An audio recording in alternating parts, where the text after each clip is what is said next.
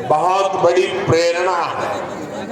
साथियों, Banas dairy plant का शिलान्यास मैंने 2 वर्ष पहले किया था।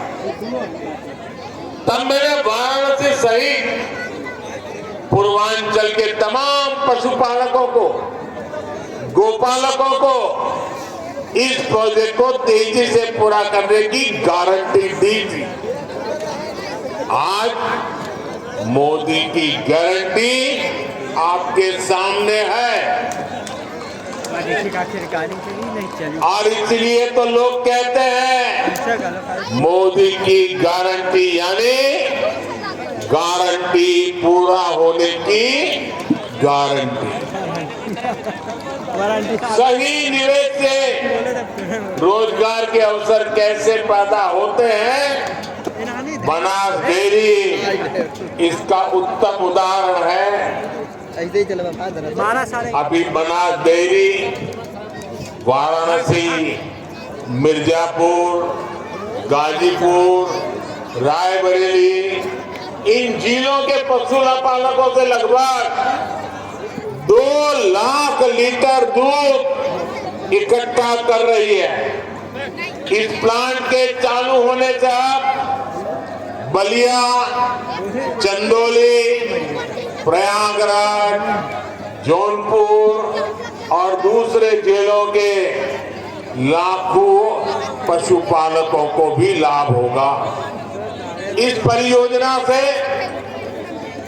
वाराणसी, जौनपुर, चंदौली, गाजीपुर, आजमगढ़ जिलों के 1000 से ज्यादा गांवों में दुग्ध मंडियां बनेगी।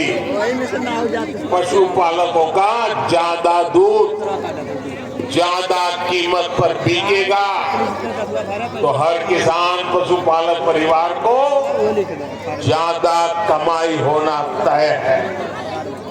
ये प्लान किसानों, पशुपालकों को बेहतर पशुओं की नस्ल और बेहतर चारे को लेकर भी जागरूक करेगा, प्रशिक्षित करेगा।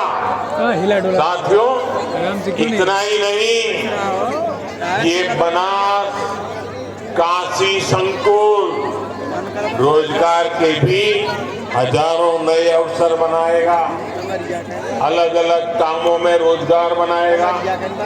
एक अनुमान है कि इस संकुल से पूरे इलाके में 3 लाख से ज्यादा किसानों की आय बढ़ेगी।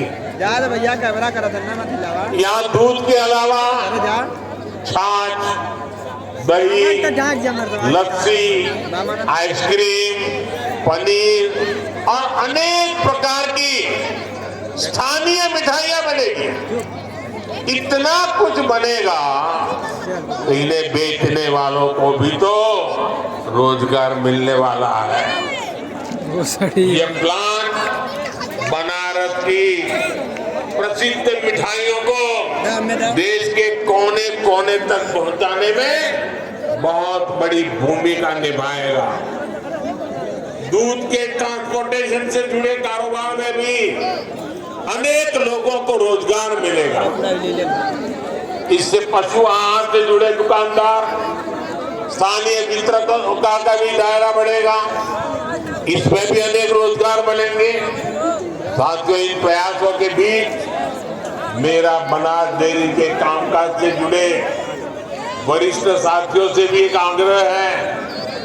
मैं चाहूंगा कि आप दूध का पैसा सीधे बहनों के अकाउंट में डिजिटल तरीके से भेजिए। किसी पुरुष के हाथ में पैसे मत देना। मेरा अनुभव है इसके बहुत ही शानदार परिणाम आते हैं। पशुपालन तो एक ऐसा सेक्टर है जिसमें सबसे अधिक हमारी बहनें जुड़ी हैं। ये बहनों को आत्मनिर्भर बनाने का बहुत बड़ा माध्यम है। पशुपालन छोटे किसानों और भूमिहीन परिवारों का भी बहुत बड़ा सहारा है। इसलिए डबल इंजन सरकार पशुपालन और डेयरी सेक्टर को इतना बढ़ावा दे रही है।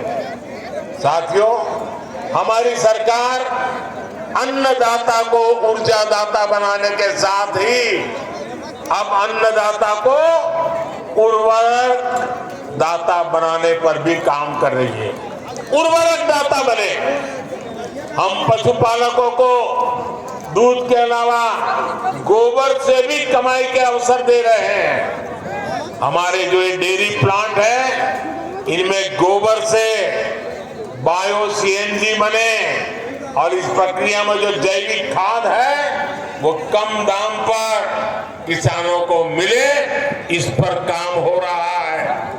इससे प्राकृतिक खेती को और बल मिलेगा। गंगा जी के किनारे प्राकृतिक खेती करने का चलन वैसे भी अब बढ़ रहा है। आज गोवर्धन योजना के तहत गोबर हो, दूसरा कचरा हो, उससे बायोगैस, बायो सीएनजी बनाई जा रही है। इससे साफ सफाई भी रहती है और कचरे का पैसा भी मिलता है। साथियों, ये हमारे काशी तो कचरे से कंचन बनाने के मामले में एक मॉडल के रूप में देश के सामने आ रही है। आज ऐसे एक और प्लांट का लोकार्पण यहाँ हुआ है। ये प्लांट प्रतिदिन शहर से निकलने वाले 600 टन कचरे को 200 टन चारकोल में बदलेगा। सोचिए, यही कचरा अगर कहीं किसी मैदान में फेंकते रहते तो कूड़े का कितना बड़ा पहाड़ बन जाता। काशी में सीवेज की व्यवस्था को बेहतर बनाने के लिए अनेक काम हुए। साथियों, किसान और पशुपालक हमेशा से भाजपा सरकार की सबसे बड़ी प्राथमिकता रहे। 2 दिन पहले ही सरकार ने गन्ने के न्यूनतम मूल्य को बढ़ाकर 340 रुपये प्रति क्विंटल कर दिया। पशुपालकों के हित को ध्यान में रखते हुए पशुधन बीमा कार्यक्रम को भी और आसान किया गया है। आप पूर्वांचल का उस समय याद करा, गन्ना के भुगतान के लिए पहले वाला सरकार कितना मिन्नत करवात रहे, लेकिन अब ये भाजपा की सरकार है। किसानों के बकाये का भुगतान तो